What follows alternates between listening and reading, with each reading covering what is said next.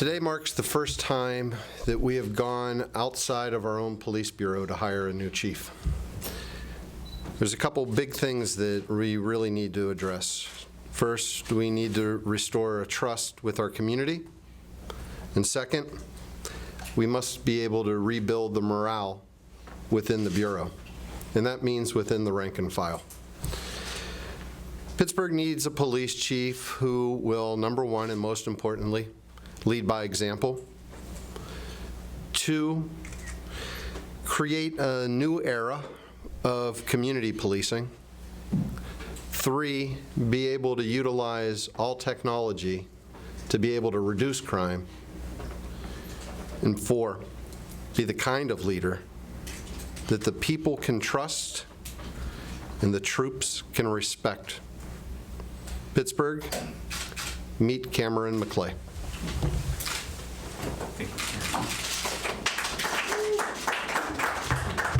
Thank you. It's Pittsburgh. We cheer for everything. Outstanding. And I appreciate that. I appreciate that a lot. Thank you for coming. I'm very excited, pleased, and thrilled to be here in the city of Pittsburgh. There's a crisis in American policing right now, and it's playing out right here on the streets of the city of Pittsburgh. In a free, democratic society, the role of police is to reduce crime, fear, and disorder in all of the communities that we serve. If we are failing by these measures, then we, the police, are failing. All across this nation, right now, today, police executives, law enforcement leaders with the best intentions in the world are engaging in law enforcement tactics meant to fight crime and bring criminals to justice and to create a safer community. And all across this community, all across this country at the same time, a lot of those communities policed in that manner are perceiving the police tactics to be overbearing, abusive, and even oppressive. But for some reason, police leaders fail to react. They fail to recognize the outcome of their policing efforts, and so bound by tradition, they continue to police the same way, using the same tactics, and obtaining the same results. They advertise their success talking about arrest numbers, numbers of citations issued, and by talking about the evidence of how hard they're working. But at the same time, the impact on the community is not changing. Those communities are becoming more frustrated and more resentful as these tactics continue to be utilized. When this occurs, departments lose the consent to serve the very citizens that we're sworn to protect. And you know what it looks like here. You're seeing it in Pittsburgh. You can have a shooting with dozens of bystanders, but no one's willing to stand to bear witness. You know what it looks like here in Pittsburgh. You have a victim of a serious violent crime, and they tell the cops, "No, I don't want to cooperate with you. We'll take care of this ourselves." You have officers engaged in the use of force decisions under extremely volatile, potentially dangerous situations, and yet the dust hasn't even settled, and some community members are quick to jump to judgment before the matter has even been investigated. And then worse, when that investigation has occurred, there are some who don't trust the results of those investigations. The Pittsburgh Bureau of Police may have lost its legitimacy in the eyes of some of the communities we serve. And the sad irony of this is the fact that it doesn't have to be this way. We know a smarter way of policing. We know a better way of policing. I don't need to come to the city of Pittsburgh to change its inherent value systems. Okay, we already know what needs to occur to cause the police to work in partnership with our communities. We simply have to roll up our sleeves, be willing to adapt to the way that we deliver police services, and be willing to change. Okay? We must work with the community. Okay? We must use data to help intelligently drive our enforcement actions. We must work with the good members of the communities in such a way that they trust us enough to tell us who's driving the crime, who's driving the disorder in their communities. Because when they know us and they understand our motives, they will be willing to work more readily with us. And when we do that, we avoid the collateral damage that causes the breaks, causes a separation. Okay? As chief of police, my job will be to close the gap between the community and the Bureau of Police. If we as the Bureau of Police are to earn back our legitimacy, we have to police like these words mean something. They can't simply be words on a board. We have to be willing to hold ourselves accountable for reducing crime, fear, and disorder in all of the communities that we serve. As chief, my number one responsibility, my number one priority is going to be to restore the legitimacy of the police bureau. We are going to have to do dozens of things in order to cause this to occur, but really they can be encapsulated in 3 simple steps. Number 1, we have got to restore the integrity of the accountability systems. Okay, data is going to drive everything we do. One of the things I'm going to need is to get a good handle on the climate within my organization. What are the ethical issues? What are the leadership issues that are causing this organization to fail to adapt? What are the obstacles that are getting in the way of good people being able to police in the manner that we've already said we want to police? So we'll be doing internal surveys for the purpose of giving me the information I need to recognize where the challenges are. I intend to implement a model of dispersed ethical leadership within this organization. What dispersed leadership means is that every individual within the organization, every member of the Pittsburgh Bureau of Police recognizes themselves to be the leaders they are. They have a responsibility and the authority to help close the gap between the needs of the community and the needs of the organization, to close the gap between what we're providing for the services we're providing to the community today and what we're telling everybody we're really all about. Everybody is invited to participate. It's a model of dispersed leadership. In a model of dispersed leadership, every individual is accountable for their actions, and more importantly, every individual holds themselves accountable to the higher standards of police ethics. In an ethical climate, individuals hold themselves accountable. Peers are unwilling to tolerate unethical conduct because of the adverse implication it has for them personally and the organization of which they're so proud. And in an ethical climate, the leaders of an organization are held accountable for the behavior of the people who work for them. Okay, so an important aspect of fixing the accountability systems will be to repair and make whatever adjustments are needed within the leadership systems, because it's the job of the leadership systems to ensure ethical accountability to our mission, vision, and values. Now, in order to do that, there's going to be extensive leadership training required. Okay? But this training will serve as the framework and as the bedrock for subsequent efforts to improve the accountability systems and improve the quality of services that we're able to deliver. I'm a very strong proponent of improving professionalism through effective training. Accountability, though, also means it starts at the top. Accountability starts with me. I am accountable to holding the organization to the lofty standards that it's identified for itself. I'm accountable for modeling the highest standards of ethical behavior, and I will hold my top commanders likewise responsible. In order to have an understanding of whether or not we as a bureau are successful, I have to hold the organization accountable for our mandate to reduce crime, fear, and disorder. And so in order to do that, I intend to conduct community surveys asking about crime in the neighborhood, asking how people feel about their neighborhood. Do they feel safe? How do they feel about the quality of the services they receive from their police officers? And that feedback is going to be critical. It's going to be the thing that I need in order to work with my team to improve the quality of services we deliver. So data is going to be important in helping us improve the quality of our services.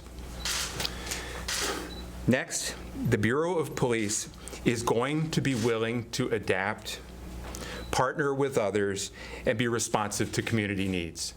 The organization needs to function as an open system, recognizing itself as part of city government, which is part of the community of Pittsburgh, and we're going to have to learn to be more responsive in order to meet the needs and develop feedback loops so that we measure, are our services doing what we need for them to do? So surveys and collection of data is going to be very, very important. My commanders are going to be likewise accountable and need to be responsive to our internal community. Because at the end of the day, my officers will treat the public no better than their supervisors and their commanders treat them. Okay, it's going to be a top priority for me in the coming days to go around to the stations, introduce myself in person. I'm going to be asking people, what's not working? What can I do for you? How can I help? Because when people feel valued and respected, they become re-energized, they become refocused on the values that brought them into policing in the first place. So I will take the best care of the community by taking good care of my organization, and that means holding my supervisors and commanders accountable for that important work. An important exercise in transparency and partnership is going to be with the Pittsburgh Initiative to Reduce Crime, or PIRC. It's my intention that we are going to reinstitute and implement PIRC because the shootings, the violence in our neighborhoods has absolutely got to stop. The methodology behind PIRC is extremely well researched. It works consistently everywhere it's been faithfully implemented. It's my intention that the Pittsburgh Bureau of Police will not only be willing participants, I intend that we're going to help lead that effort. I recognize that we're going to have a lot of work to do in terms of improving our diversity within the organization. We're going to be doing a complete examination of the hiring, selection, recruitment processes, changing what needs to be changed, but I also recognize that at the end of the day, likely one of our greatest obstacles to diversity recruitment is the reputation and relationship between the Police Bureau and some of our communities of color. And perhaps the best thing we can do as a Bureau to help with our recruitment is improve the quality of our relationship with our diverse communities. So that will, of necessity, be a top priority. Lastly, and I've alluded to this a little bit, we must rebuild the confidence and pride in the great women and men who serve in the Bureau. This Police Bureau has been through very, very rough seas. You all know it. I don't need to recite the tough history. The people in this Bureau are suffering, and that's not fair. They deserve better. I mentioned my commitment to professionalism through training. If we want our police officers policing better, being able to serve the community better, we've got to ensure that they're getting the level of training, they've got the knowledge and skills they need in order to succeed in that new mission, and that's going to be very important. Once they start realizing this success, they start policing, developing relationships with the community, and they get that positive feedback from the community, that becomes a self-fulfilling loop that stirs their intrinsic motivation, and we're off and running. Okay, it starts to become the new normal in how we look at our job. And when that happens, their confidence and their pride in their organization will soar. We can do this. Okay, we can rebuild this organization, but only if we work together. I've been overwhelmed by the support I've received since I've been here so far, and I thank all of you for that. I had no idea it was so interesting. Okay, I hope not to be this interesting again one day, but I thank you for the positive attention. My responsibility, first and foremost, is to ensure that my officers receive the support, the training, and the opportunities they need and deserve in order to succeed in their careers. My role is to create the future leaders of this organization. It's my responsibility to ensure they remain focused on the highest standards of police service, that they never take their eyes off the ball of the mission and values of this proud organization. And with their help, we are going to restore the integrity of the leadership systems of this Bureau, and perhaps most importantly, restore the legitimacy of the Pittsburgh Bureau of Police in the eyes of the community it serves. Thank you, and I'd be happy to answer any questions you might have. The command structure that you envision, sir, along with some prior words of the mayor, doesn't exist right now. So do you plan on cleaning house at the top? Just like a physician examines before they prescribe, similarly, I'm going to have to get my feet on the ground. I'm going to have to talk to everybody. going to have to develop relationships with everybody. I'm going to use my survey devices to help measure what's real, separate fact from fiction, and then and only then would we be contemplating changes. At the end of the day, though, the expectations I just laid out here will be a mandate I offer to my commanders when I start on Monday. Chief, when you mentioned people in the community who are afraid to come forward because of retribution, do you envision a broader witness protection program or more resources for that program? There are two components to people being afraid being unwilling to talk to police. One component is the fear component, and I don't have anywhere near the amount of information to answer that question well yet. I don't know what we need to do in order to ensure our witnesses and victims are kept safe. What I can tell you, though, is myself, Dr. David Kennedy, and a lot of other people believe that the reason most people don't talk to us is because they don't like us, they don't respect us, and they don't trust our motives. And so my hope is by building relationships based on trust, people will become more willing to share. And then once we have those relationships, it might become easier to find out and see what we can do to fix those legitimate safety concerns. Does that make sense?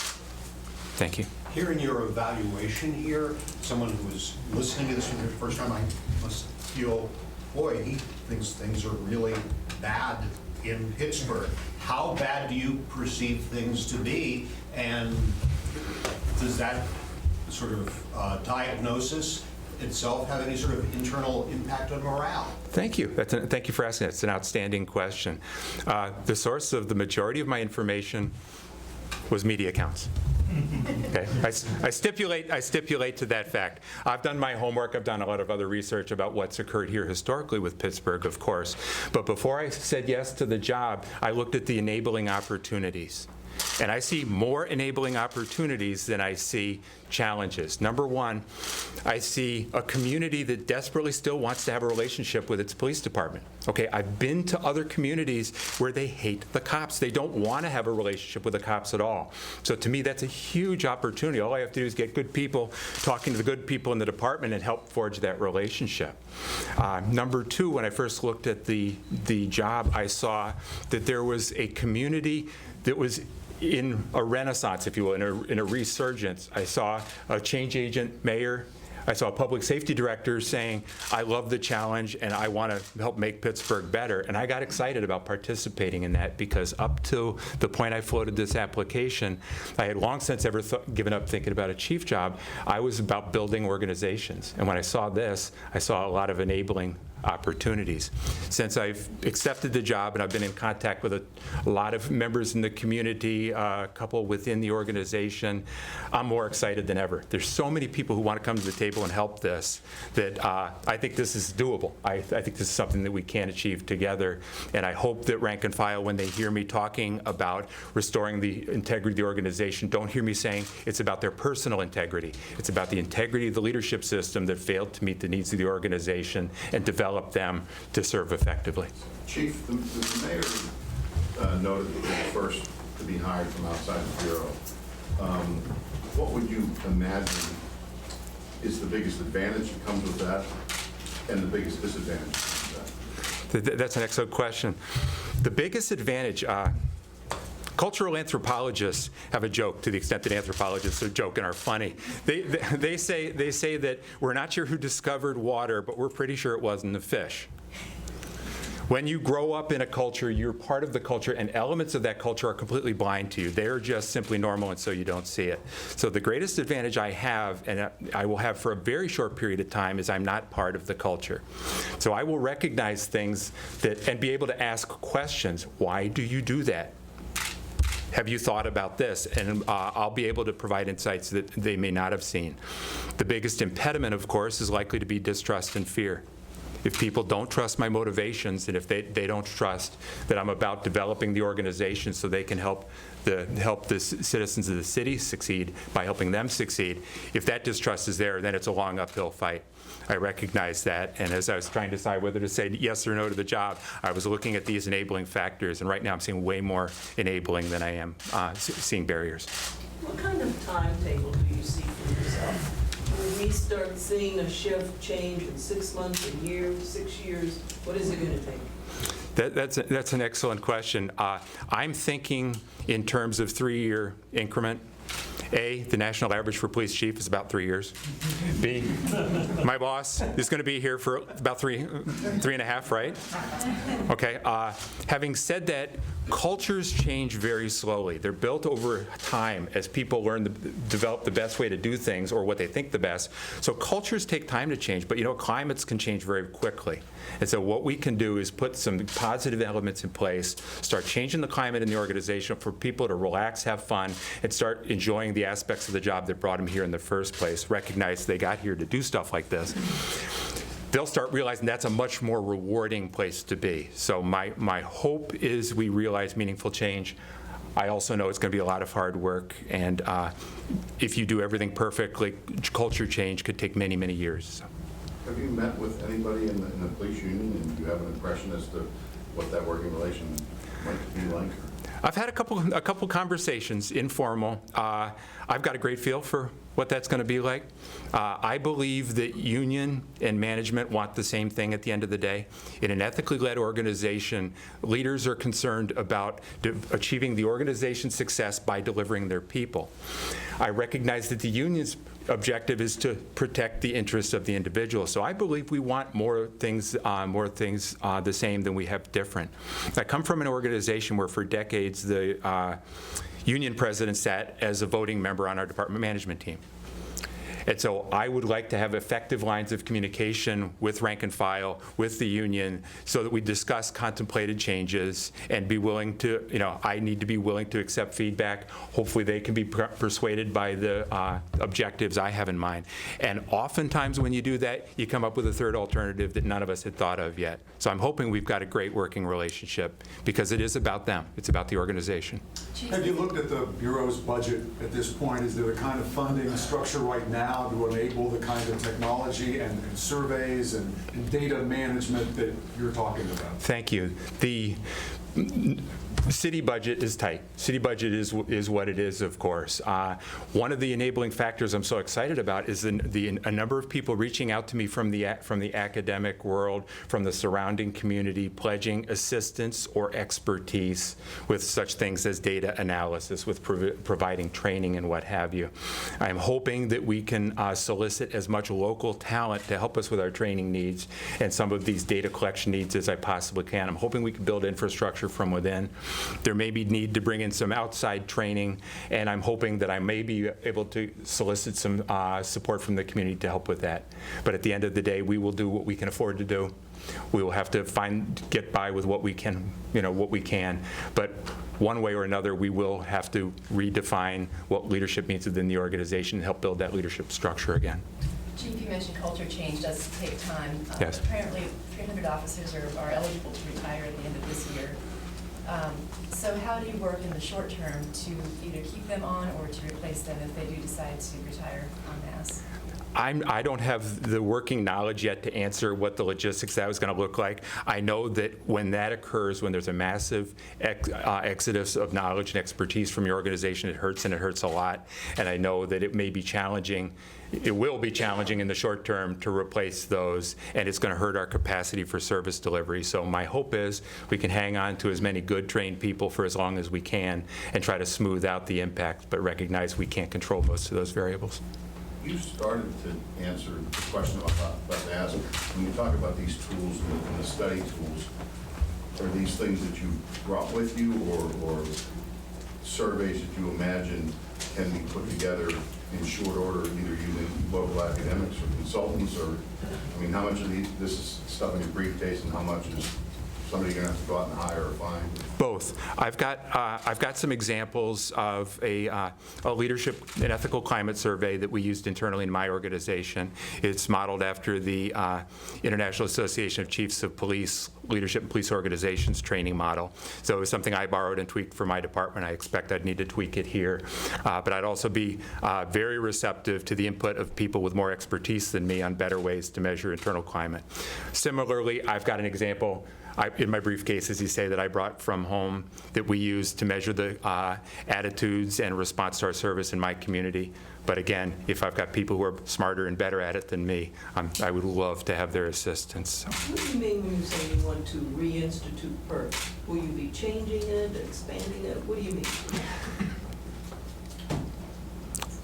I believe we're likely going to need to start over. There's been a lot of good work done up to this point, but a lot of the stakeholders who need to be at the table, I'm told, have not been at the table in a long time. And so we need to come at this with a unified front, working together, working collaboratively, openly sharing information. That information we can share, of course, within the sensitivities of the public safety profession. But we would need to start over to make sure that we're all on the same page and we're moving forward in the same direction. I don't anticipate it would be a terribly long process to start over, and I don't anticipate we'd have to throw out any of the good work that's been done. But I do think we would need to hit reset, start right back at the beginning. Can you talk about, you mentioned technology as one of the areas, or I think the mayor did. Can you talk about what kind of technology you'd like to see the police bureau using and what the benefits of that might be? Thank you, thank you. In preparation for this job, one of the things that I've been spending a little bit of time with is examining and talking to the leadership of the Milwaukee Police Department. Milwaukee is not an entirely dissimilar type of community from Pittsburgh, industrial history, and the chief there dealt with some of the types of challenges we did here. And one of the things that we did in Madison, they do very, very well in Milwaukee, is use real-time data collection. Now, I don't know what we have in place right now in terms of being able to extract real-time data from the information that comes from the dispatch center as officers are sent to calls and they clear their calls. So I don't know what infrastructure is in place, but what they're able to do is look on a day-to-day basis what happened the night before, where are the hot spots, where are the crimes being committed. They're able to shift resources to address issues. They're able to pull data in a more timely manner to be able to alter the way we deliver services to make sure it's actually being effective. And I don't know what we have in place at this juncture.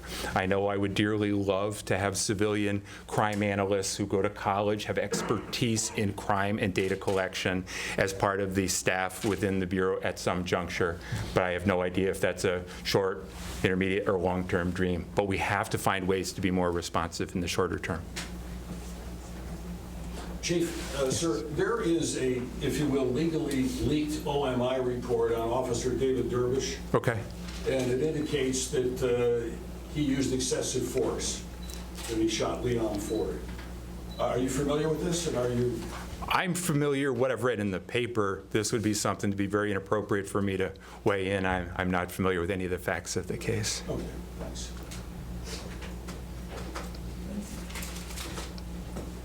Getting back to the park. Oh, sir, yes. Yes. David Kennedy, who you know, Yes. said the reason park didn't work is that it was stonewalled by the Bureau.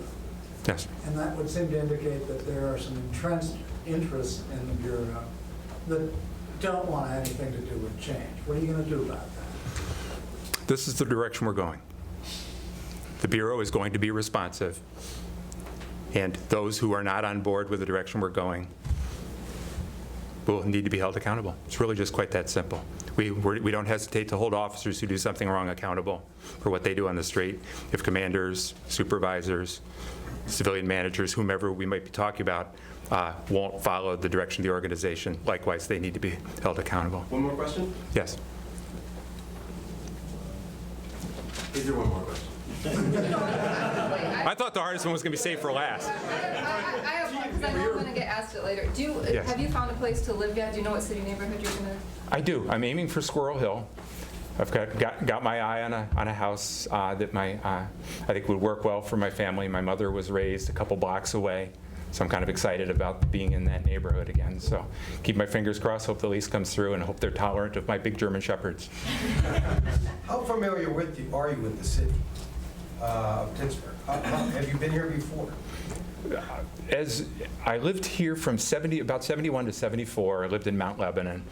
Prior to that, my mother was born and raised here. My grandparents were born and raised here. So growing up every year, probably a couple times a year, I would come to Pittsburgh to visit. So I remember, the Pittsburgh I first remember the furthest back has cobblestone streets, it has streetcars. It was really cool, really noisy, and really dirty. When I first looked at this job, I came to Pittsburgh right away to see, is this a community I'd like to be in? And my wife and I loved it. We loved the positive, upbeat energy. Well, I love the changes that have occurred here. It's cleaner, it's safer. For a community its size, your crime rate is surprisingly low, notwithstanding some of the shooting violence we've been seeing. So, no, it's a cool community. I'm looking forward to calling this my home. Thanks very much.